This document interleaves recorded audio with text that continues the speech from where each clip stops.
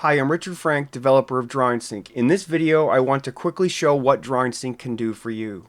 First, you can use it for AutoCAD work sharing. Here is a team member working on his device, adding receptacles, lighting components, and wiring. When finished, he clicks Sync Central, which connects to the central location and updates. Anyone who syncs now could get the latest change. But back on your device, you are simultaneously adding plumbing to the same drawing. Both of you have joined the same workshare, but edit in local project folders. When you're ready to share your changes, you also click Sync Central. Updating drawings in local project folders is simple if everyone edits in turn, but for this drawing, you can select Resolve Now to merge changes. When you sync Central, Workshare version history is updated, and that history is available to you. If you wanted to review the electrical changes before merging, you could view those in history.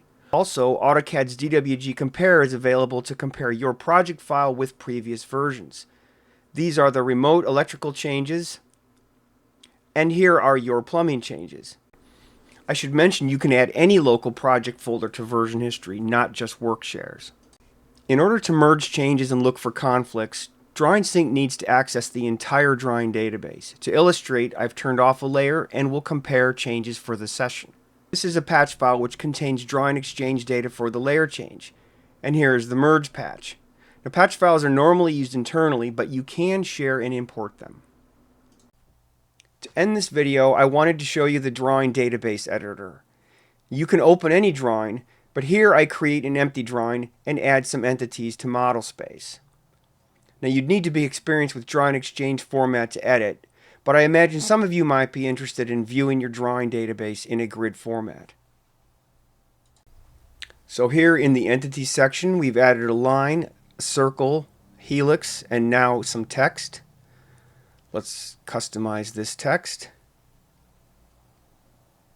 And over on the right side of the grid, we can see our coordinates, X, Y, Z for the start and end points. And now we'll open up the file in AutoCAD. We'll zoom extents and then show it in 3D view so you can see the helix. Now, I'm mentioning the drawing database not because I think you'll use this, but to show you what we mean by accessing the entire drawing database to compare for a merge. Thank you for watching this video, and I hope you download and install DrawingSync.